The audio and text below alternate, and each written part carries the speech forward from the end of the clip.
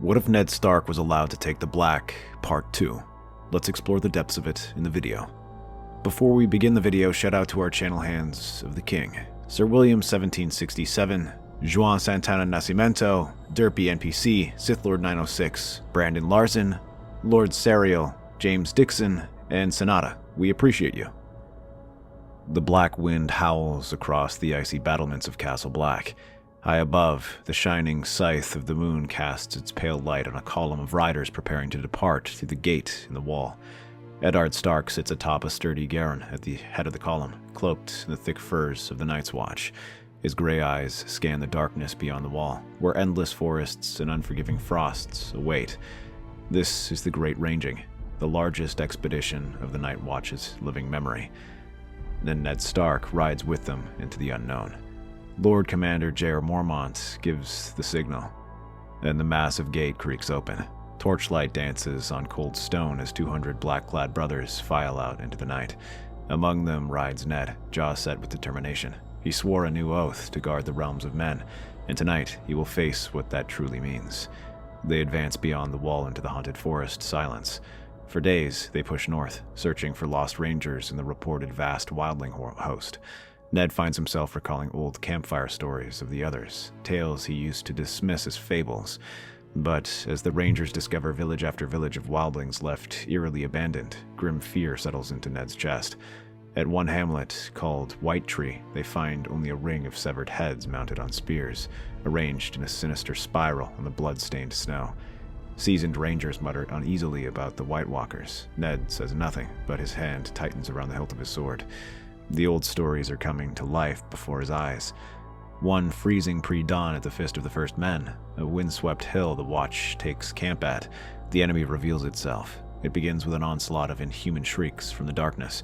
The dead men attack. They emerge from the tree line in terrifying silence. Dozens at first, then hundreds of walking corpses with eyes blazing ice blue. The Night's Watchmen form ranks around their camp, steel in hand. Ned fights shoulder to shoulder with brothers half his age, driving his sword through flesh that should long be dead. Limbs and heads are hewn from bodies, but still the dead come on. Some brothers fall, screaming as pale hands pull them apart. Others, slain in moments, rise back up with that same cursed blue light in their eyes. Ned has never seen such horror. He cleaves a snarling wight in two, only for its upper body to claw at his legs. A hulking shadow, a reanimated giant, he realizes with dread, smashes through their lines, scattering men like ragdolls. Over the chaos, Ned hears Lord Commander Mormont bellow, "Fall back! To the south! Fall back!" Bleeding and exhausted, the survivors of the attack stagger through the forest for days, hounded by the living shadows. Less than a quarter of the original force remains when at last the wall's icy silhouette looms into view again. By some mercy, the dead did not pursue onto the open ground this far south, as if an unseen boundary holds them back for now. At Castle Black's gate, Black brothers haul their wounded comrades in, and Maester Aemon rushes to tend frostbitten and torn men. Inside the warmth of the common hall, beneath the glowering direwolf banners that still hang from his time as Warden of the North, Ned addresses the ragged survivors. "We have seen the true enemy. The White Walkers of old are real, and they are coming." No one doubts his word. Too many witnessed the carnage. Lord Commander Mormont grimly nods and places a heavy hand on Ned's shoulder. The old bear's face is ashen from loss and shock, but he manages to speak firmly. "We must warn the realms of men. Every king, every lord. The war for the throne must cease, or none of us will live to sit one." Ravens are already flying to every corner of Westeros, carrying the Lord Commander's plea. Unite against the common doom. Yet Ned knows letters alone will not suffice. Too many southern lords ignored the Watch. Too many kings are too busy vying for a throne of swords. Mormont summons Ned at dawn a day later. The Lord Commander's raven flaps on his shoulder as he speaks. "Eddard, you are still a Stark of Winterfell to many in the south.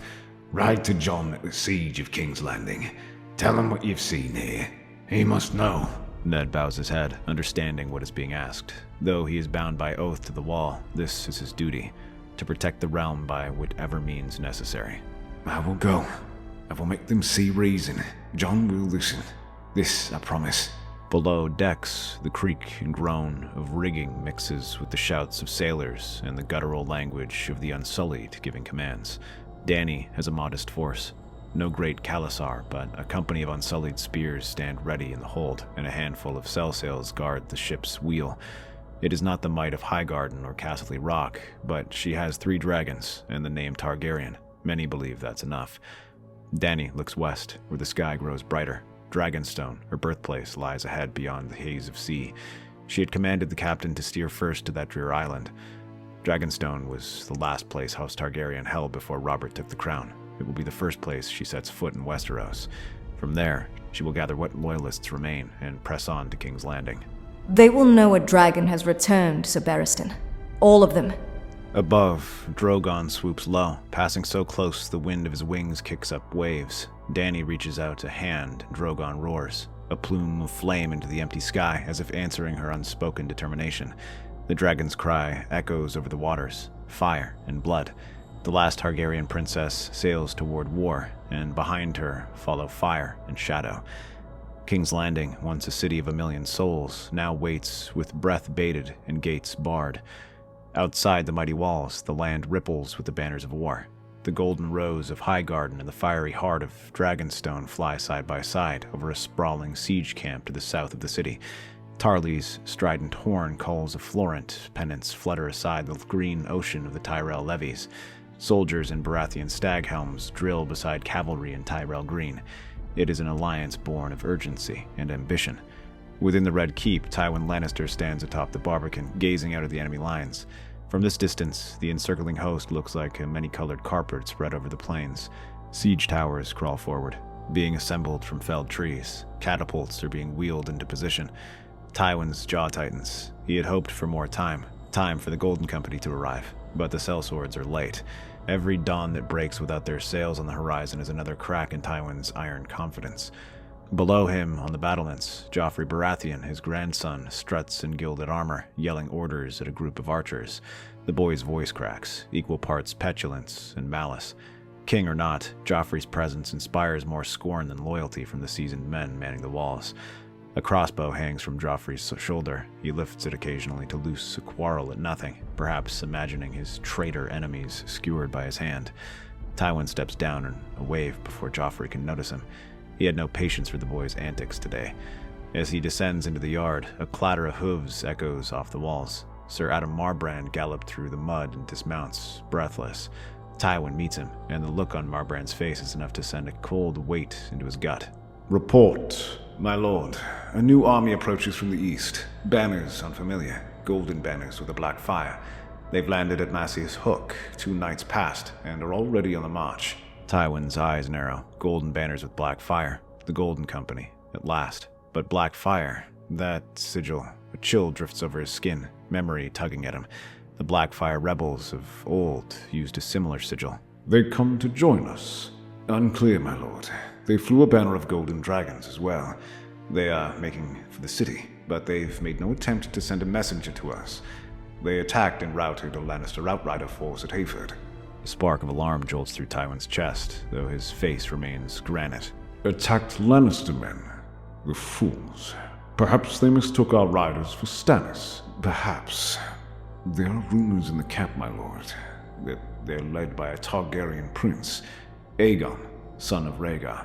Tywin's gauntlets creak as his fists clench. The secret he had dismissed as stark slander now springs alive from 2 sides. One Targaryen in the enemy camp, Jon Snow, if that tale holds true, and another arriving with sellswords at his back. The murmurs in this farce multiply. Have the gates manned and the men ready at east and south walls. We'll soon have a battle of 3 kings on our hands, it would seem. Aye, my lord. Tywin storms off to the inner castle. His calculated plan is unraveling. He silently curses the Golden Company, those faithless, double-dealing mongrels, if they truly mean to fight against him.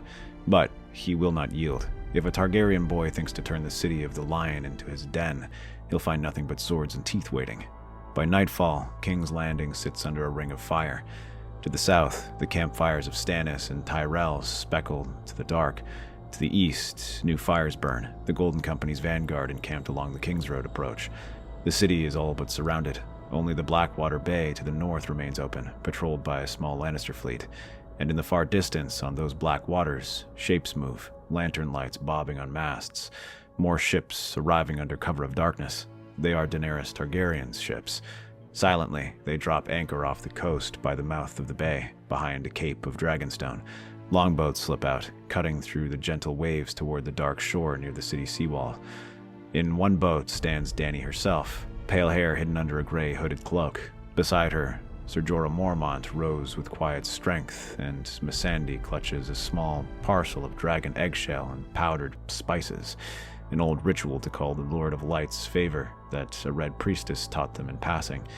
Dany isn't sure she believes in it, but she takes no chances tonight. Overhead, a passing shadow, Drogon keeping watch from the skies. Her other dragons have been strangely restless since they neared the bay. Viserion and Rhaegal circle high above, beyond sight, as if drawn by something inland. Dany doesn't worry. Her children roam as they will, but they always return to her call. The boats reach a lonely stretch of shore beneath the city's looming cliffs. Dany disembarks, boots sinking into wet sand. The massive outline of King's Landing rises above, and on the highest hill she can make out a glimmer of the Red Keep's ramparts. Home, at last. She has no intention of launching a suicidal attack on those walls. Not yet. Instead, Dany's small party scrambles to the base of an old smuggler's gate, one of the many hidden entrances along the cliffs. Varys had once whispered to her of such secrets. Whether that spider truly fled or simply skitters in the shadows, his knowledge serves her now. With careful motions, Jorah presses the gate open. The hinges have rusted but eventually yield. One by one, Daenerys and her followers slip into the belly of the city unnoticed. Dawn breaks, blood orange and unforgiving, over what may be the last day of the siege. The new day reveals three camps poised to devour each other. The Baratheon Tyrell host to the south, bristling with siege towers ready to roll at King's Landing's wall. The Golden Company to the east, formed up behind rows of mercenary elephants and mounted archers beneath a forest of dragon banners.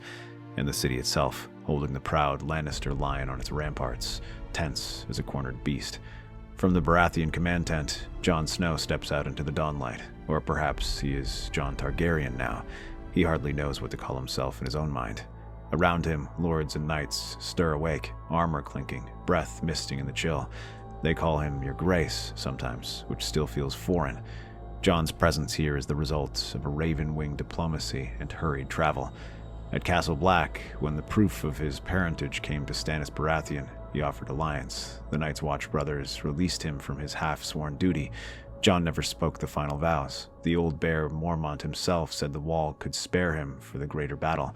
So Jon rode south, escorted by a cadre of Queensmen and Reach riders who had come to ferry the new claimant. Now he stands clad in plate and mail of dark gray and Targaryen black, a direwolf emblem still on his breast, but a red three-headed dragon on his cloak. The Starks of Winterfell sent that cloak. Catelyn Stark's doing, a gesture of acceptance for Lyanna's son. Jon wears both sigils, as living proof of the union of ice and fire. He looks over the field at the enemy, the city that was once the heart of the realm his father Rhaegar coveted, the city where his adopted father Ned nearly lost his head. Ghost, his great white direwolf, pads at his side, silent and vigilant. Stannis Baratheon approaches, his jaw set in that perpetual hard line. His armor is black and bright with the red heart and stag, but Jon notices Stannis' men have stitched tiny dragon emblems on their sleeves now, a concession of their new alliance. Stannis stops at Jon's shoulder, surveying the field. It will come to battle today. The Golden Company will try the walls, or try us. Either way, the Lannisters may attempt to sally while we're distracted. Jon nods. He's learned much from Stannis in the short weeks of travel. The man speaks little but expects much, and Jon, for his part, understands that Stannis has given up the crown for the sake of a law and legitimacy. The sacrifice is not lost on him. If battle begins, we should meet at the Golden Company first. Treat them as foes unless they prove otherwise. We can't allow them to flank us or join with the Lannisters. Agreed. Tarly's van will intercept if they advance our flank. The Reach's horse against their sellswords. They say they have a Targaryen with them. Jon's mouth twists. He's heard the rumors through the camp, exchanged in hushed tones. Another Targaryen, Aegon, son of Rhaegar and Elia, a boy supposedly murdered as an infant. Could it be true? In his heart, Jon doesn't want to believe it. How many secret heirs can one war carry? If he is who he claims, he's my cousin, and he's been in exile, unknown to any of us. Exile or no, if he turns his sword against us, he's a traitor, no different than the Blackfire Rebellion. Beware, murmurs dragons, Lord Snow. They come with pretty words and bright banners, but often hollow claims. Jon feels the weight of the truth supporting his own claim. The annulment record from the Citadel Olenna Tyrell provided, the first-hand testimony of his own father, Ned Stark, the quietly growing chorus of lords swayed by the honor of the Starks and the power of the Tyrell host behind him. Compared to that, this Aegon has only a sellsword army and a famous name. And yet, If he truly is Rhaegar's son, he has a claim better than mine. He has no proof. No great lord or maester stands for him. Until he shows the realm something more than a sellsword's word, your claim stands as the only one blessed by law. Jon falls silent, troubled. Ghost presses his nose into Jon's gauntlet hand, sensing his unease. Before he can reply, he hears the sound of hooves racing towards him. He turns to see someone he never expected. Ned Stark. Father, what are you doing here? Jon, it's good to see you. You look great in that armor and cloak. No, I bring grim news. At the Fist of the First Men, we saw them. The others are no tale. Hundreds of men fell, and rose again, with eyes like blue fire. The wall will not hold forever. Not against that. Jon listens in stricken silence, the memory of cold oaths at the wall rushing back. Stannis' jaw works, but he nods, accepting what he already half believed from Melisandre's fires. Then this war for the throne is but a prelude. We take the city now, or there'll be no realm left to defend when the snow comes. Yes, we must win here and unite the realm. The fate of the realm depends on your victory, Jon. Jon glances between them, and for the first time he feels his crown press heavier than any helm. Just then, the trio hear horns sound across the field, a booming call from the east. They turn sharply. Over the rise, the Golden Company's forces are on the move. Ranks of spearmen with golden skulls on their shields advance in disciplined blocks. Mounted Valentine knights trot out on the flanks, and lumbering forward come a handful of elephants, trumpeting and shaking armored tusks, a sight nearly as unbelievable as dragons in the sky. Stannis' mouth falls open a fraction at the war elephants. He quickly snaps it shut. Tarly must meet them now, away from our main lines. I will not have elephants crushing into my infantry. Already the southern host is responding. Lord Tarly's banner, the striding huntsman, moves as his seasoned troops form a wing to face the Golden Company. The Reach's knights lower lances and archers notch arrows. Yet before the first arrows fly, a new sound rends the air, a piercing, indescribable shriek from above. All eyes lift to the sky. A shadow sweeps over the battlefield. Drogon. The black drake streaks over the city walls, emerging from behind the red keep, driving low over the lion gate. Archers atop the gate loose a hasty volley of arrows that clatter off the dragon's scale armor. Drogon responds with a stream of fire that engulfs the gatehouse in greenish-orange flame. Men on the battlements scatter like panicked ants. Gasps and cries ring out from all sides. A dragon, a living dragon, in the flesh above King's Landing. No rumor now, but terrifying reality. Within moments, two more winged shapes sail into view, Rhaegal and Viserion. But something strange happens. They peel away from Drogon, veering wide in opposite directions. One, jade green Rhaegal, heads east toward the Golden Company's lines, drawn by something, or someone, below. The other, ivory gold, Viserion, circles toward the southern camp of Stannis and Tyrell banners. In the Baratheon command post, soldiers cry out and point. Jon's heart hammers in his chest as the pale green dragon swoops near. He can feel a thrum in his blood, and some old instinct kindling. Ghost bares his teeth, but stays at Jon's side. Marjorie Tyrell, standing not far behind with her grandmother Olenna, lets out a soft gasp at the sight. Sir Davos Seaworth hurries over to Stannis, eyes wide as any sailor's at seeing a fabled sea monster. By the seven, 3 of them. Daenerys. It must be. The Targaryen girl with her beasts. Jon doesn't hear them. His attention is riveted on the smaller, cream-colored dragon gliding low above the camp. The beast's golden eyes seem fixed on him, and to Jon's wonder, the dragon descends, back-winged to land with a heavy thud not 20 yards away, crushing a pavilion under its claws. Men scatter, horses rear in terror, but the dragon does not spew flame.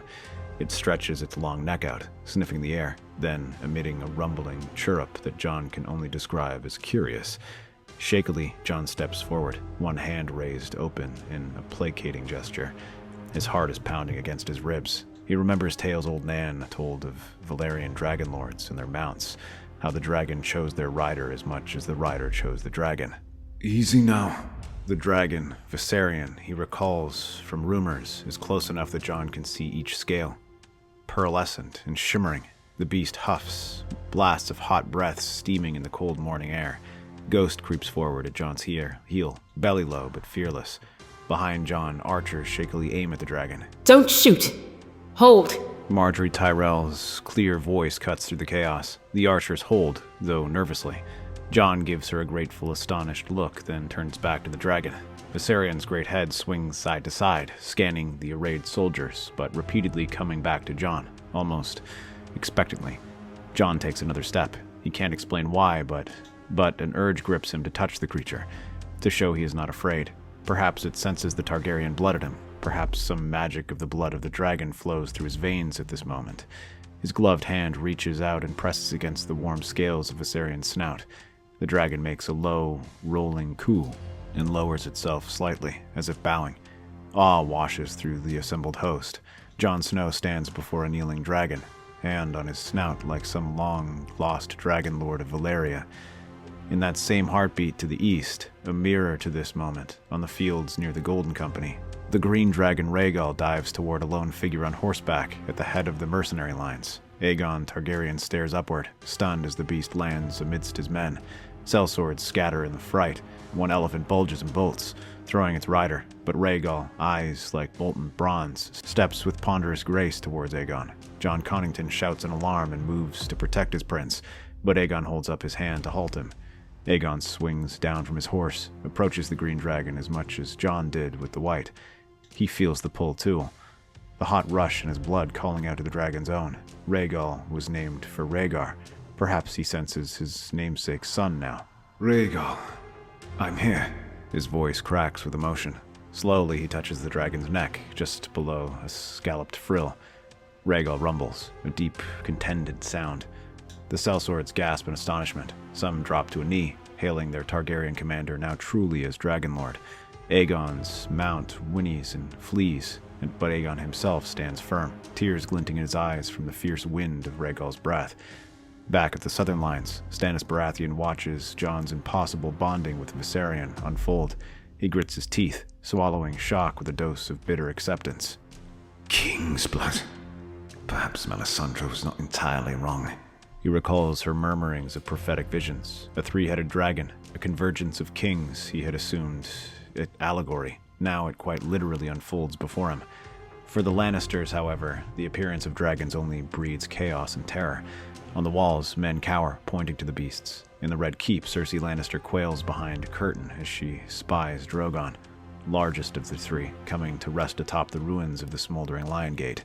Joffrey has to be physically dragged inside with a hound, as he shrieks about shooting the monsters full of bolts. Tywin himself stands in the yard shouting for the Scorpions, the massive anti-dragon crossbows, to be brought to the battlements. Only a few were built after whispers of Dany's dragons reached the capital, and now they scramble to deploy them. Amidst the confusion, Tyrion Lannister finds himself oddly calm. The imp slips through a side door onto a balcony with a view of the bay. He saw those mystery ships in the night and guessed at their meaning. Now, with dragons in the sky and the three claimants at the walls, Tyrion knows the game is nearly done, and not in his family's favor. Tywin's defense is faltering by the second, and any moment one of those colossal beasts could turn the Red Keep into a pyre. So much for all the wildfire, father. Even green flames cannot match dragonfire. He says it to no one, a dry quip lost on the wind, yet the mention of wildfire sparks a thought. Tyrion's mismatched eyes widen. Wildfire. There are caches still under the city, Aerys' old stock. If father grows desperate enough... Tyrion curses and rushes back inside, heart pounding not from fear of dragons, but of his sister and father's potential madness. He shoulders past panicked servants and gold cloaks until he finds the entry to the alchemist's vault beneath the Tower of the Hand. Sure enough, two torch-wielding pyromancers are huddled there, flanked by Lannister guards. What orders were you given? Lord Hand. Lord Tywin, he said, if the gates fall, if the city is taken, we're to ignite the caches under the streets. Burn them all if we must. The blood drains from Tyrion's face. If the city is taken, Tywin means to leave only ashes for his enemies. He pictures wildfire coursing through the city's veins, exploding under soldiers and small folk alike, and dragons above to set it all off. A vision of hell. No, that cannot be allowed. He turns on the guards, understanding time is of the essence. You, go to Lord Tywin. Tell him the plan is in motion. My lord? Go, you witless ironhead, now! The guardsman scurries off. Tyrion faces the pyromancers, drawing a deep breath. Listen carefully. We are countermanding Lord Tywin's order. There will be no wildfire. I want every last jar under the Red Keep and Flea Bottom taken out to the bay. Do it quietly if you can. The robed alchemists share a nervous glance. But, Prince, pardon, my lord. If we disobey the hand... Tyrion steps forward, looking up to the man's eyes fiercely despite barely reaching his chest. If you don't obey me, you'll die. If you do obey me, you might live to see another sunrise, because I guarantee those dragons will ignite your wildfire stores by accident if you leave them, and then we're all ash. Is that what you want? The pyromancers blanch, shaking their heads fervently. Then do as I say. No wildfire in the city. Not today. They gather their robes and hurry off deeper into the vaults to secure the deadly substance. Tyrion exhales. He knows he may have just signed his father's death warrant in the long run, but better Tywin dead than King's Landing reduced to a funeral pyre with thousands burning. Outside, a strange stalemate has fallen. The dragons have chosen their riders, or at least approached them, and all forces seem too stunned to move first. From the Golden Company ranks, a trumpet sounds a call for parley, and from the southern host, another horn answers. Under a ripped Targaryen banner halfway between the camps, the champions of each side meet amidst the trampled grass. Ned Stark swings down from a shaggy gray horse, clad in the black of the Night's Watch, marked only by a simple cloak of wolf fur over his shoulders. The Black brothers accompanying him hold aloft a weirwood white peace banner. We come under the banner of truce. Who will speak for each side? Stannis Baratheon, rigid in his armor, steps forward to represent the Baratheon-Tyrell alliance. Jon Snow dismounts beside him, Ghost at his heels. More people stare at the direwolf than at Jon, still marveling that a man and wolf walk away unscathed from a dragon's side. From the Golden Company side, Aegon Targaryen approaches on foot, flanked by Jon Connington and Harry Strickland. Aegon's silver hair, dyed a subtle blue, has come unbound in the frenzy. He pushes it from his violet eyes, which lock onto Jon with open suspicion and challenge. Last comes Daenerys Targaryen, emerging with Sir Barristan from a side gate of the city that her small party slipped through. She strides to the parley in a suit of scaled armor, the color of dusk and dawn, with Drogon circling overhead like a guardian shadow. Gasps ripple through the soldiers and small folk watching from the walls. She looks every inch a warrior queen, silver hair flowing, a sword at her hip, and a dragon silhouette trailing her. The four converge, the stag and the rose, the young wolf dragon, the murmurs dragon, and the mother of dragons. Standing between them is Ned Stark.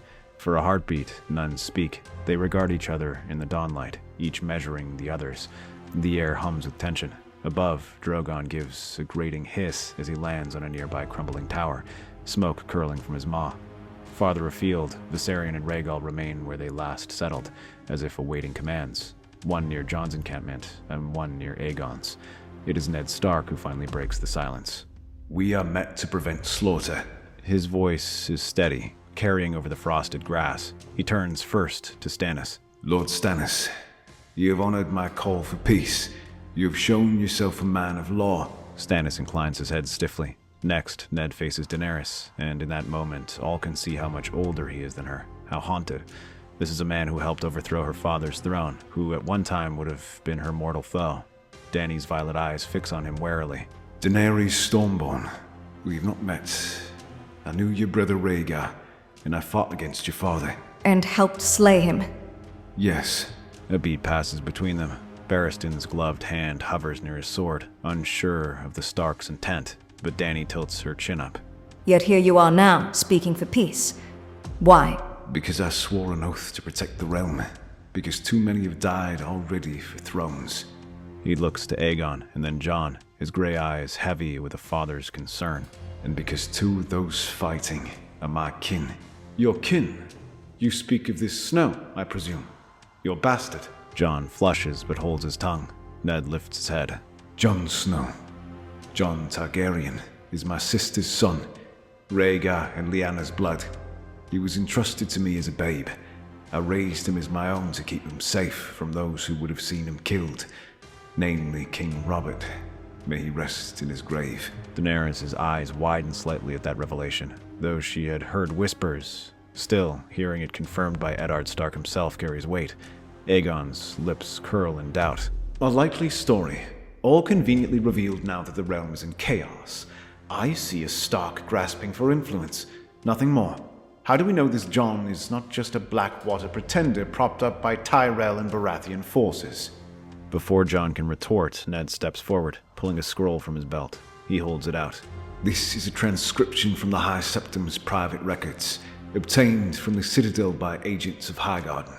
It details Prince Rhaegar's annulment of his marriage to Elia Martell and his subsequent wedding to Lyanna Stark. It bears the date and the witnesses. In addition, I have here signed testimonies from men who were at the Tower of Joy when Jon was born. Lord Howland Reed, still living, and the late Sir Arthur Danes, squire. He nods to Stannis, who steps forward and produces another crisp parchment with royal Baratheon seals. Furthermore, the Lord of the Stormlands in Dragonstone, and by right Robert's heir until recently, I, Stannis Baratheon, hereby attest that Joffrey Baratheon and his siblings are bastards born of incest, and have no claim to the Iron Throne. The throne by law reverts to the last lawful Targaryen heir, Rhaegar's issue. That is either Jon or Prince Aegon, if he lives. He says the last bit grudgingly, casting a skeptical glance at Aegon. Stannis has clearly nailed his colors to Jon's mast. Daenerys processes this flood of information. Rhaegar's secret marriage, a living nephew raised by Ned Stark, and now a possible living other nephew, Aegon, standing before her. It's almost too much to take in. Her heart aches, hearing of Rhaegar, the brother she never knew well but always idolized, and Lyanna Stark, the woman who lit the spark of war. My brother Rhaegar's son, and Rhaegar's other son.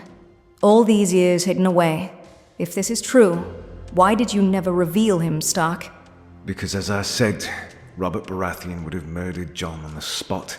He hated Targaryens, all of them. He sent assassins after you as well, Your Grace. When you were but a child across the sea, I would not have Lyanna's son meet the same fate. Dany remembers those attempts on her life well. The wine merchant in Vesta Thrak, the hired knives. Her anger at Robert's memory cools a fraction towards Ned. He truly might have saved her nephew's life.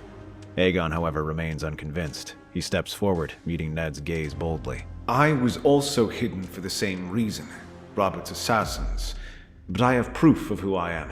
Men who knew me as a babe raised me. Lords in Westeros remember Aegon Targaryen's birthmark, the shape of a dragon on my skin.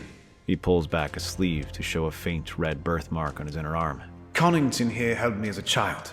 Will you name me Pretender and have that boy your kin simply because one of you has papers and the other does not? Prince Aegon, if you truly are him, then we are kin as well. We do not need be enemies. Aegon's eyes flick to Ghost at Jon's side, to the direwolf's unblinking red stare. My father was promised the throne. I was raised to reclaim it.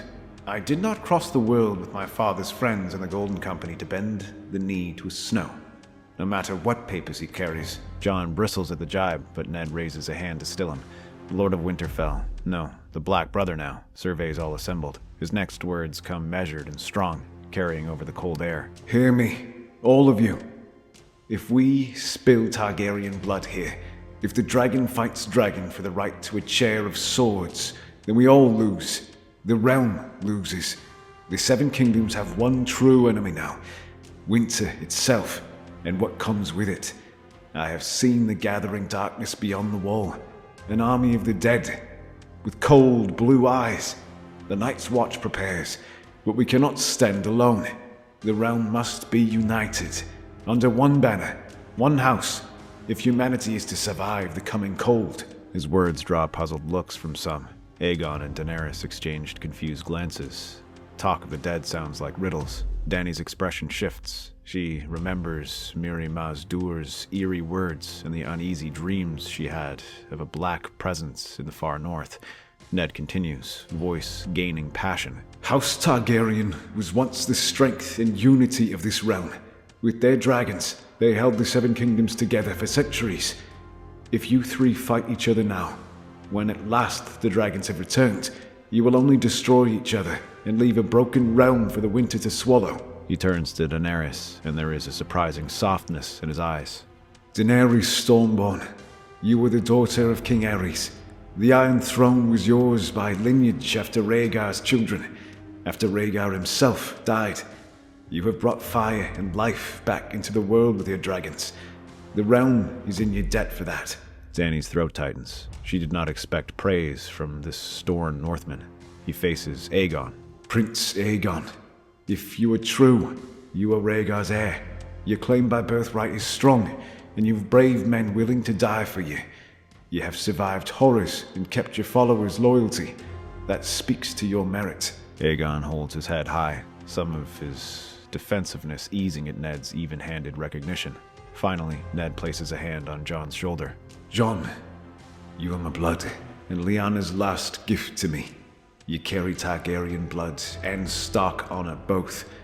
By law, with these proofs, your claim might be seen as the most rightful to the throne, as Rhaegar's true-born son and the choice of the great houses now in rebellion against the Lannisters. Jon's dark eyes meet Ned's full emotion. He hadn't expected his father, the only father he'd known, to stand here endorsing him as king, but Ned's purpose isn't flattery or ambition. Jon can hear it in his tone. It's duty. Ned steps back, addressing all of them. Each of you has a piece of what it takes to save Westeros. Daenerys has her Unsullied, her dragons, and a Targaryen name which inspires the East. Aegon has a loyal army and the blood of the Dragon Lords from old. Jon has the backing of the great houses that want just rule returned in proof that satisfies the laws of gods and men. Separately, you would tear the realm apart, fighting over a throne. Together you can sweep aside the Lannisters and be the three-headed dragon that will restore your house and guard the realms of men. There is silence. The phrase, 3 heads of the dragon, hangs in the frosty air. Dany's eyes widen slightly. She remembers the prophecy of the House of the Undying. The dragon has 3 heads. She had thought perhaps it meant the 3 dragons she had, or that she needed 2 others of royal blood to ride them. Here before her stand 2 candidates, each with Targaryen blood. What exactly do you propose, Lord Stark? A compromise. A union. Let Jon be king on the Iron Throne. His claim is proven and backed by the Reach and by Lord Stannis' honor. Let Daenerys and Aegon set aside any enmity and join their lines through a marriage. Aegon and Dany both straighten, taken aback. They study one another anew. Dany knows that Aegon, if true, is her nephew by blood, though near her age.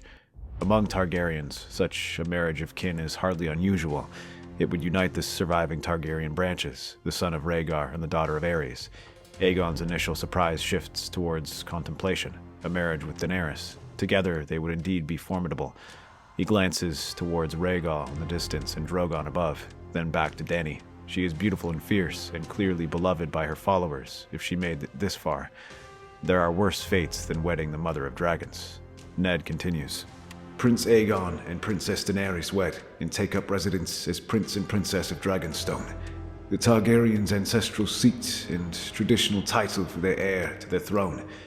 With the true-born Targaryen king in King's Landing, Jon, and Targaryen prince and princess holding Dragonstone, House Targaryen will rule united, not divided. 3 heads of the dragon, as in Aegon the Conqueror's day. He pauses, letting it sink in. Margaery Tyrell steps forward now, voice gentle but clear. My lords and lady, High Garden supports this proposal. We in the Reach have no wish to see the last Targaryens destroy one another. The Tyrells would be honored to see House Targaryen restored, and bound to us in friendship. I am betrothed to Jon Snow, Jon Targaryen as we call him, and through that bond, the Reach already commits itself to the new dynasty. Daenerys blinks in surprise. The Rose of Highgarden, the woman who is to be Queen of Westeros, already to the late Renly Baratheon, now pledges to stand by a Targaryen restoration. Dany notes the confidence and warmth in Margaery's face. An ally, not a rival, it seems. Aegon processes quickly. If Margaery weds Jon, the Tyrells are tied to Jon. If he, Aegon, weds Daenerys, he gets a Targaryen bride of pure blood and her dragons on his side. And if Jon accepts them as co-rulers in all but name, his path to influence is secure, even if he isn't king. If I agree, I would become Prince of Dragonstone, recognized as a true Targaryen prince. with my aunt as my wife and my dragon at my side. And you, John, you would hold the Iron Throne. Would you truly have me by your side after all this, not cast me down as a threat later? I have no desire to cast anyone down. I wasn't raised to hold a crown. If by law and by the realm's need I take it, I will gladly acknowledge you as family, Aegon. I'll have need for your counsel, your experience in Essos, your supporters, and Daenerys. He turns to his aunt, realizing only now how young she is, perhaps a year or two younger than himself, and how much she's achieved. The Seven Kingdoms would be safest with all of us working together. 3 dragons, 3 Targaryens. I would welcome you and Prince Aegon as the Wardens of the East, from Dragonstone to guard against any new threats, from without or within. Dany studies Jon's face. He looks so much like Ned Stark, yet when she gazes closer, she sees a hint of Rhaegar's refined features too, softened by the North. His words are earnest, not barbed with ambition or flattery, and behind him stands the whole might of Westeros's south, Tyrell's Baratheon men, likely the North too given Ned's presence. Opposition would be hopeless, and more, needless if she can have what she truly wants. Her family's dynasty restored, her dragons alive and free, and a home in Westeros at long last. If I agree, Jon Snow sits the Iron Throne with my support. In return, Aegon Targaryen, my kin, becomes my husband, and we rule Dragonstone, and perhaps one day our child could succeed to the throne after Jon's line. The Targaryens remain united, not at war. Her voice grows stronger as she speaks, the prospect settling comfortably in her mind. It reminds her of stories of Queen Rhaenyra and Queen Visenya advising Aegon the Conqueror, 3 heads of the dragon united in rule. And no one will ever again say House Targaryen is gone from Westeros. A light kindles in her eyes. She extends a hand to Aegon. There is a regal confidence in the gesture that makes the onlookers catch a breath. Nephew, shall we make a new dynasty together? Aegon hesitates only a moment, pride and ambition warring with reason and opportunity. He had dreamed of being king, of entering the Red Keep victorious, but he also knows he dreamed of family, of belonging. His father Rhaegar's mistake was dividing his loyalties and leaving the realm in ruin. Aegon will not repeat that. He takes Daenerys' hand and kneels, pressing it to his forehead briefly in a gesture of fealty. I came to take a throne. I find something better. A united house. I accept, Princess Daenerys. We will wed, and with you I will hold Dragonstone and serve our house's legacy. A smile curves Dany's lips. She turns to Jon next. And I swear this to you, Jon Targaryen. I will support your claim as king. You have proven yourself honorable. Not to mention you seem to have a way with my Viserion. Jon actually chuckles, tension breaking. He inclines his head deeply. Thank you, Aunt. And Aegon, thank you, cousin. It's done. The 3 would-be rivals have chosen alliance over war. A collective exhale seems to pass through all watching. Ned's shoulders sag with relief. Stannis Baratheon, standing by silently all this time, gives a curt nod of satisfaction. For him, this means his deal holds. He will have helped place the rightful king on the throne, with far less bloodshed than anticipated. Marjorie Tyrell beams brilliantly, already imagining the glory of a revitalized court with her as queen beside a just king, backed by dragons and heroes of legend. Olenna Tyrell, watching from her litter not far off, permits herself a rare grin and mutters to herself under her breath. Well done, Eddard. Now Ned addresses the matter of the Lannisters, the last impediment to peace. Then we are of one mind. Together, we must see the removal of Tywin Lannister and his kin from the capital, and an end to this war. They will not surrender easily. They will have to surrender. They have no allies left, and they face this combined might of the rightful king. The Golden Company, the Reach, Storm's End, my host, and 3 dragons. We should offer them terms of surrender, to avoid any more death in the city. If they refuse, they won't get a second chance. Stannis flexes the gauntleted fingers of his sword hand, stern and unyielding. Mercy is not his strong suit, but he respects Jon's inclination to at least offer terms. Ned volunteers at once. I will ride to the gate and call for a parley with Lord Tywin. He may ignore any of you as traitors. He cannot ignore the Night's Watch, asking him to honor a peace that spares the innocent. Father, Uncle, you've risked enough coming south. This is my final task, Jon. Let me finish what we started. If I can save one life in that city by talking instead of fighting, I must. No one can find argument against Eddard's honor, and so it is agreed. Ned will treat with Tywin one last time, under the banner of the Watch. Within the hour, a small delegation approaches the muddied gates of King's Landing. Ned Stark rides at the front, a black cloaked ranger bearing the Watch's black and white peace flag beside him.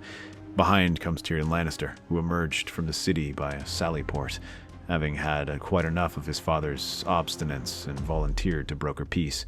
And Sir Adam Marbrand, the sole representative of the Lannister forces still ostensibly in command. Atop the Barbican, Tywin Lannister stands flanked by crossbowmen and the Kingsguard. Joffrey peeks over a crenellation with hatred in his eyes. The tension is thick as frost. Ned calls up firmly. Lord Tywin, I am Eddard Stark, come from the Night's Watch under a flag of truce to offer terms. Will you hear them? I see my dwarf son at your side. Is that my answer? You bring my traitor blood to the gates. Charming as ever. Tyrion steps forward before Ned can speak. Father, listen to reason for once. The field is lost. Look, Highgarden, Storm's End, the Golden Company. They all stand together now, with dragons flying above them. We have no chance. What are your terms, Stark? Speak quickly before I change my mind and mount your head next to your father's in the crypt of Castamere. Surrender the city peacefully. Yield the Iron Throne to Jon Targaryen, son of Rhaegar. In exchange, clemency will be offered to the small folk and to any Lannister soldiers who lay down arms. There need be no sack, no blood. Clemency? And what of my family? What of King Joffrey? At that, a ripple of anger passes the allied lines, many shouting that Joffrey is no king, bastard-born. Ned raises a hand to quiet them. Joffrey and Tommen Baratheon and Myrcella too will be treated gently. They are but children. They will be shown mercy, in recognition that they were falsely set on the throne by those who knew better. He looks pointedly at Cersei beside Tywin, then back to Tywin himself. The new king will send them to live at Castle Rock under wardship of whomever remains as Lord or Lady Lannister. They will live, but renounce all claims. The crown will pass to the rightful dynasty. Joffrey shrieks that he'd rather die than give his throne to a mongrel. The Hound pulls him back from the wall's edge, cursing under his breath. Tywin's eyes flick to his enraged grandson, then to his son Tyrion below. He sees the writing on the wall. It's been there since the dragons showed themselves. Perhaps even since the moment the Tyrells turned cloak. Tywin Lannister has never been one to live in denial. Pride is one thing, annihilation another. Marjorie Tyrell marries this Jon, I take it. And I suppose the Tyrells expect to keep their claws in the royal coffers. Father, really, at this point, the Tyrell alliance is sealed by marriage, yes. As for Castle Rock, Tyrion Lannister shall assume lordship of the Rock. Gasps and murmurs come from the walls, wide eyes from Tyrion himself. Cersei protests. That's the condition. Lord Tyrion has acted to protect the city from destruction this day, at great personal risk. He is judged to have the realm's best interests at heart, more than those who led it to folly. And he is Tywin's rightful heir now, with Sir Jaime sworn to the Kingsguard, and you, Lady Cersei, found complicit in high treason and incest. Ned had learned quickly from Tyrion about this thwarting of the wildfire plot, and does not bother to soften that accusation. Cersei's face contorts with fury and fear, but before she can spit venom, Tywin speaks, and his voice sounds suddenly wary, the weight of defeat bowing him. If I refuse these terms, the city will burn or fall by force regardless. Many will die, including perhaps my last son. He gazes at Tyrion, and for the first time in Tyrion's life, there is something almost like regret in his father's eyes. If I accept, I lose the throne, but keep my house alive. That is the choice, my lord. One last thing. You yourself must surrender and face judgment for your crimes in starting this war and executing innocents. King Jon may be merciful, given your cooperation now. Perhaps you will take the black and live out your days in honorable service, but that is for his grace to decide. There is a ringing silence. Tywin Lannister stands unmoving on the wall. Below, thousands hold their breath. Finally, the Lion of Castle Rock closes his eyes. He has survived rebellions, outlived kings, built and rebuilt the glory of his house, but this foe he cannot defeat. Fire made flesh, and Eddard Stark alive against all odds, wagging a finger of judgment. Tywin's mouth sets in a grim line. Open the gates. Those on the battlements gape.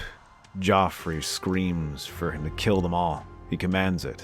Cersei seizes Joffrey, slapping a hand over his mouth. Her green eyes burn with tears of rage and humiliation, but she too sees there is no other end to this.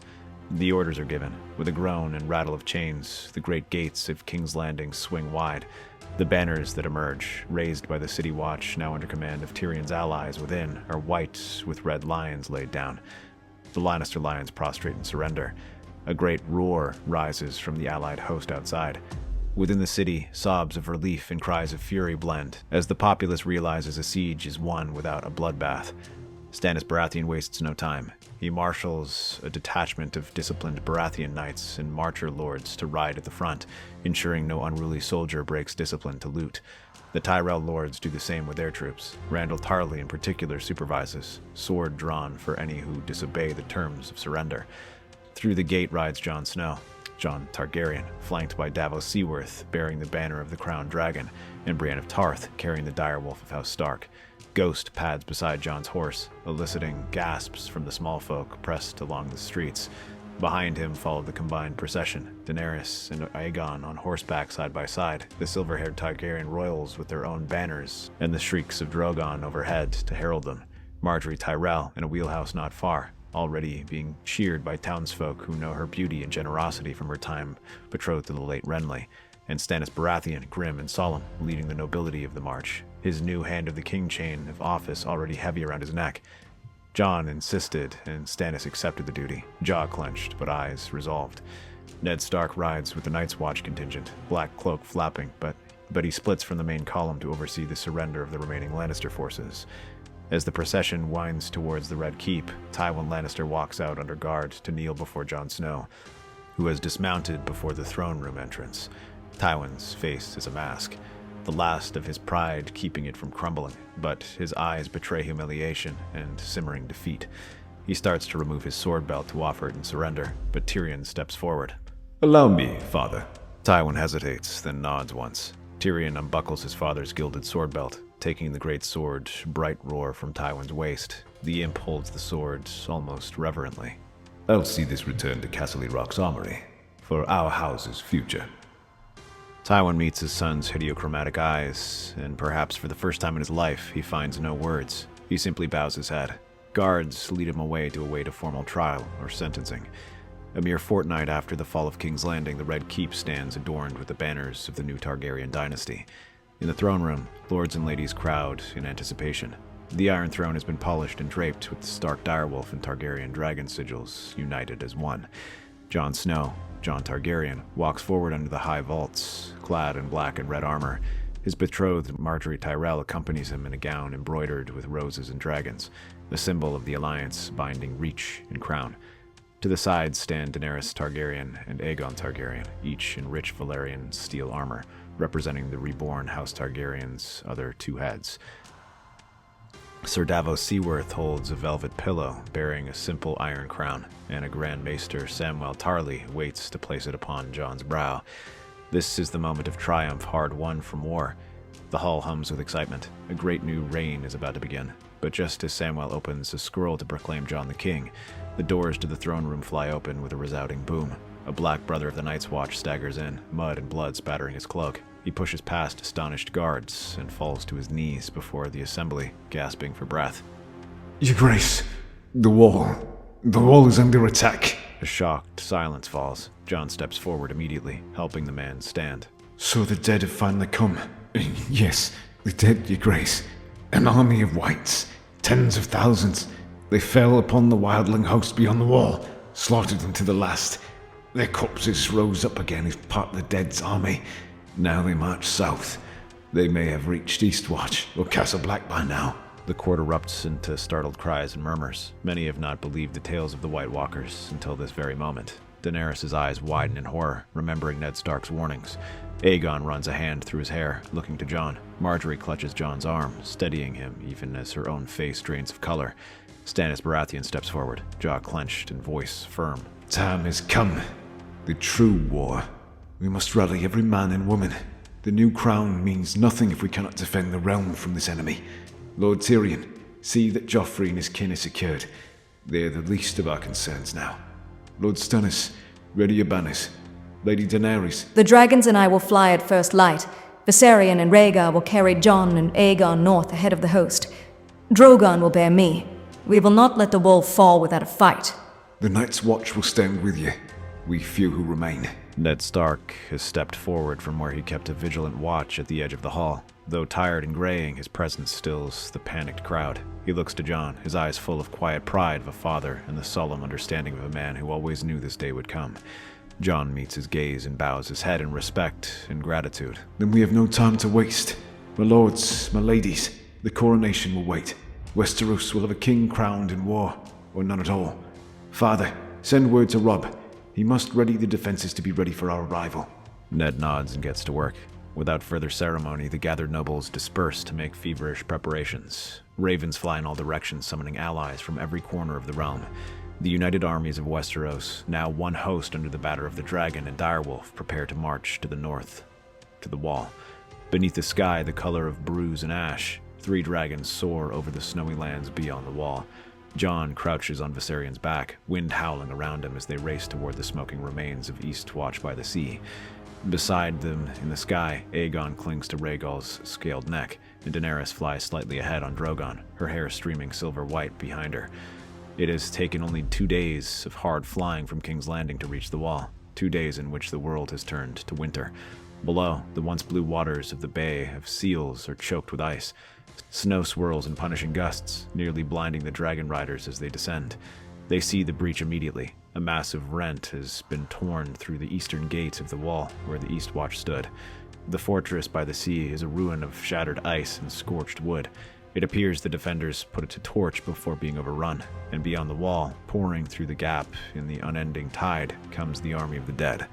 Thousands upon thousands of skeletal figures and rotting corpses march south, leaving black footprints on the fresh fallen snow. Leading them is an icy figure astride an undead giant bear, the Night King, pale crystal spear raised high as he spurs the horde onward. Daenerys screams a command. Drogon dives. The 3 dragons spit fire and strafe the undead ranks with gouts of flame. Great plumes of orange flame blossom around the base of the wall as whites by the hundreds are incinerated. Jon guides Viserion low, blasting a line of whites that were scaling over the fallen rubble. Aegon and Rhaegal bathe the ruined Eastwatch courtyard in dragonfire, giving a cluster of surviving men in black cloaks a chance to flee. Bones crack and explode under the dragon's fury. It's slaughter, but the dead have no fear. They keep coming, climbing over the ashes of their fellows with blank, deathless resolve. With a thunderous roar, Drogon lands amid the snow, crushing dozens of whites underfoot. On his back, Daenerys swings down with a spear in hand, impaling a shrieking wight that lunges at her. Her unsullied guards, those she brought north in the fastest galley, leap from Drogon's flanks to form a protective ring around their queen. Jon spots a knot of black and gold banners at the tree line. The foremost elements of the allied Westerosi host arrived at last after hard riding. The Tyrell Rose and Baratheon Stag fly together, and through the snow wraiths, Jon watches as Golden Rose of Highgarden and Crowned Stag of Storm's End banners sweep in, the Knights of the Reach and Stormlands hammering into the undead flank. Grey Worm rallies the Unsullied with firm, shouted commands in Valyrian. Their spears hold firm, even as waves of dead crash against them. Behind them, the combined armies of the north pour in with war cries. Stark Direwolf and Mormont Bear banners cresting over ranks of roaring northerners who came by forced march once the Ravens reached Winterfell. Aegon circles Rhaegal overhead, searching for the Night King. Suddenly, an icy spear hurtles upward from the battlefield, cast by the Night King's unnaturally strong arm. Aegon barely veers aside in time. The javelin grazes Rhaegal's wing, causing the green dragon to roar in pain and wheel off. Far below, perched atop a mound of corpses, the Night King lowers his arm and summons another spear into his grip by sorcery. Before he can throw, he's engulfed by dragonfire. Drogon's furnace-hot breath descends at Daenerys' command, bathing the other in flame. Dragonfire engulfs the Night King's position, yet when the flames die, the ancient other strides forth, unharmed, pale blue eyes burning with hateful mirth. Daenerys' heart clenches. Even dragonfire cannot kill this foe. Jon has seen enough. He brings Viserion to the ground with a mighty beat of the dragon's pale wings. Sliding off the saddle, he lands amidst a press of wights and immediately begins laying about him with Longclaw. Ghost, his great white direwolf, springs from nowhere to guard Jon's flank, tearing into an undead wildling with ferocity. Viserion! Dracarys! At his command, the cream-colored dragon unleashes a blast of fire to clear the immediate swath of battlefield around Jon. Charred skeletons collapse at the Night King's feet. Jon locks eyes with Ned Stark across the chaos. Ned is fighting alongside a ring of Night's Watch brothers and wildling free folk who manage to reach the fray. The old wolf's sword swings with grim precision, cutting down wight after wight, but the circle of the dead is tightening around them. Jon gestures urgently, and Viserion swoops toward Ned's embattled position, roasting the dead swarming his adoptive father. Ned looks up and gives Jon the smallest nod of thanks across the distance. United in purpose, they press on. Not far away, Aegon has dismounted from Rhaegal to rally a faltering line of mercenaries from the Golden Company, now fighting for the realm they once helped to conquer. He drives forward with them, wielding a Targaryen banner like a spear through the chest of a snarling ghoul. Aegon Targaryen's voice rings out, a prince's command that stiffens the wavering soldiers. For Westeros! For the living! The dead keep falling to dragonglass blades and brave steel, but for every dozen white cut down, another dozen claw forward. The Night King's power is relentless. Every fallen human warrior is a potential new slave for his legion. In the heart of the battlefield, the Night King lifts his arms high, and with that fell motion, dozens of fallen on both sides shudder, then rise once more with glowing blue eyes.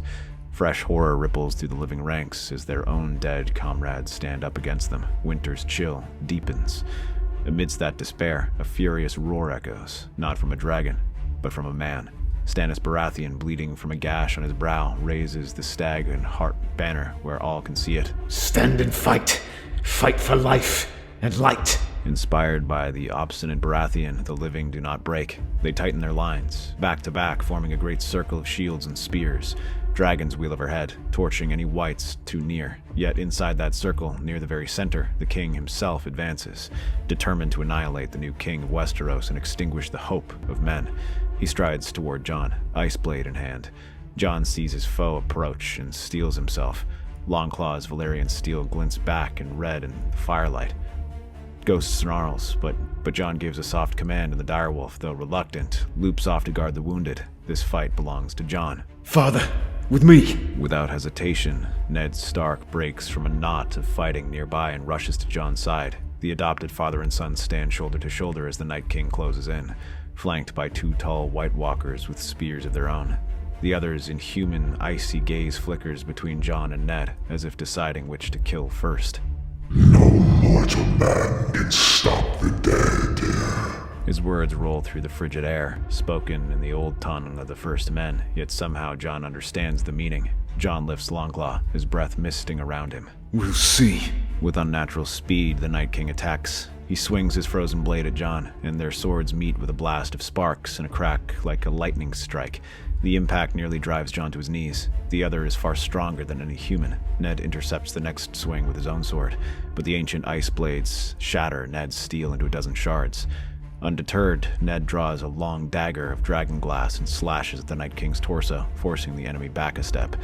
The two White Walker lieutenants dart in from the sides. One spears at Ned with a shard-tipped lance, and Ned barely parries with the remains of his sword hilt. The other Walker lunges for Jon, only to be tackled and torn apart by Ghost, who is bounded back into the fray unbidden. The direwolf's intervention gives Jon an opening. He plunges Longclaw through that Walker's chest. The ice creature lets out a shrill, unearthly shriek as its body disintegrates into 1,000 frozen fragments. Ned dispatches the second lieutenant with a quick throw of his dragonglass dagger, piercing its throat. But in that same moment, the Night King rams a hand forward and grabs Ned by the neck. Frost spreads over Ned's gorget as the enemy lifts him from the ground with monstrous strength. Ned gasps, the life literally being choked and frozen out of him, his breath escaping in frost crystals. Jon cries out in fury and hurls himself at the Night King, swinging Longclaw in a two-handed arc. The Valyrian blade shears clean through the Night King's armored arm, severing it at the elbow.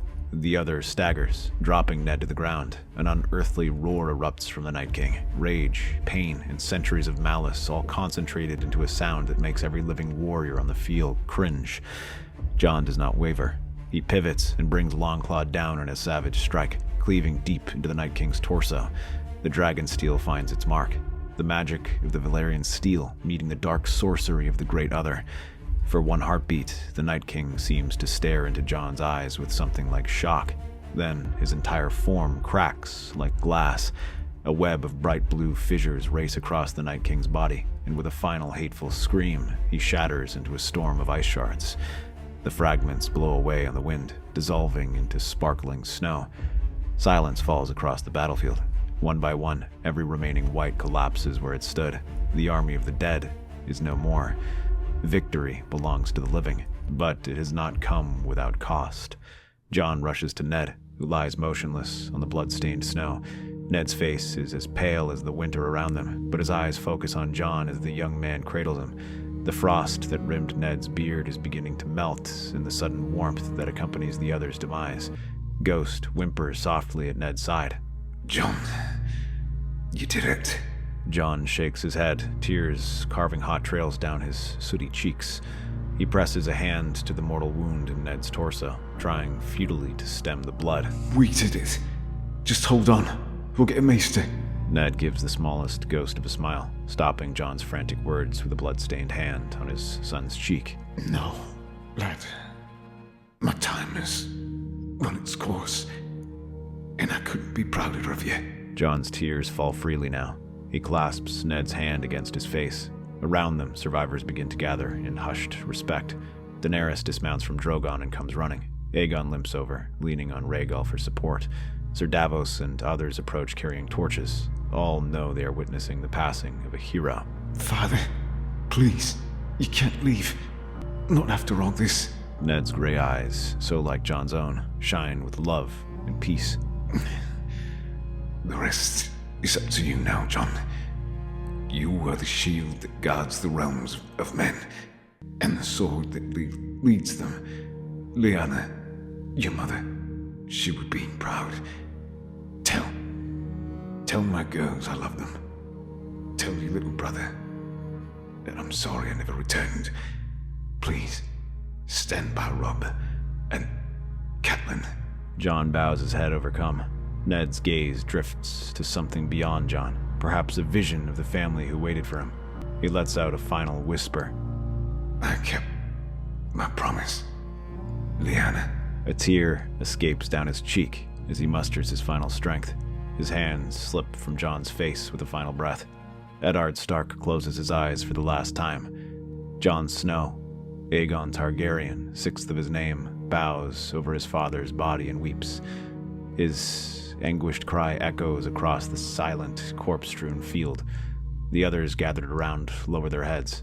In the distance, the first pale rays of dawn break over the horizon, bathing the wall and the blood-soaked snow in gentle gold. The long night has ended. The smell of spring rain mingles with incense in the great sept of Baelor, where the coronation of Jon Targaryen finally takes place. It is a full moon's turn since the Battle of the Dawn, and Westeros is already thawing from the grip of winter. Sunlight pours through the stained glass of the seven-pointed star above, painting the assembled crowd in hues of rose and gold. Jon kneels before the High Septim, who gently sets the ancient iron crown of Aegon the Conqueror upon his head.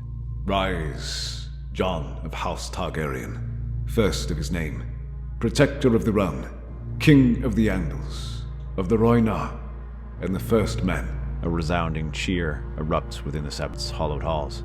Jon stands, regal in black and crimson robes, the crown resting on his brow.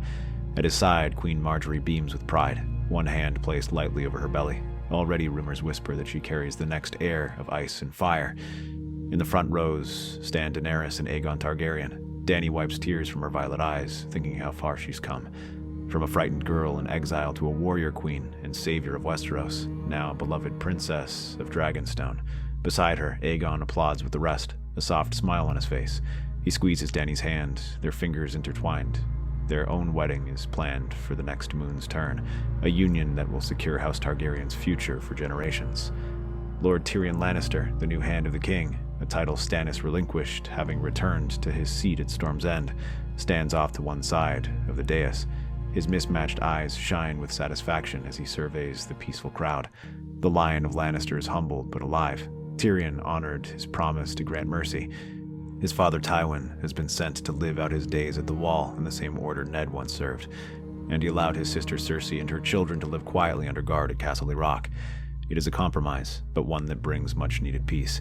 The realm's wounds are being healed.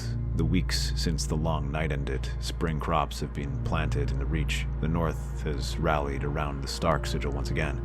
Lord Eddard Stark's remains have been interred in the crypts of Winterfell with highest honor, and his son Robb is declared the new Lord of Winterfell. Even Dorne has sent envoys pledging fealty to the new king. Jon takes Marjorie's hand, and together they ascend the marble steps to the Iron Throne. Before he seats himself, he turns to face the gathered lords and ladies. His dark eyes find the towering statue of Baelor the Blessed, and at its feet, he imagines a man in a black cloak watching in proud silence. Ned Stark is not truly there, but Jon feels his father's presence in the warm rays of morning light, and in the very blood that flows in his veins. He remembers Ned's final words to him on the battleground. "You are the shield that guards the realms of men, and the sword that will lead them." Jon vows to live by those words. He sits on the Iron Throne, and Marjorie stands beside him as his queen. The lords and ladies of Winterfell bow as one. In that shining moment, it is not a single house or a sigil that rules, but a realm united. The song of ice and fire has reached its final verse. A Targaryen with the soul of a Stark holds the throne, flanked by his dragon rider kin and supported by all the great houses. The last war is won. The dawn is broken, and a new spring blooms at last over the Seven Kingdoms. That's our theory. Westeros is a land filled with exciting stories and possibilities, and we love exploring them. If you'd like to join us on this journey across the Seven Kingdoms and beyond, then please like, share, and subscribe to our channel.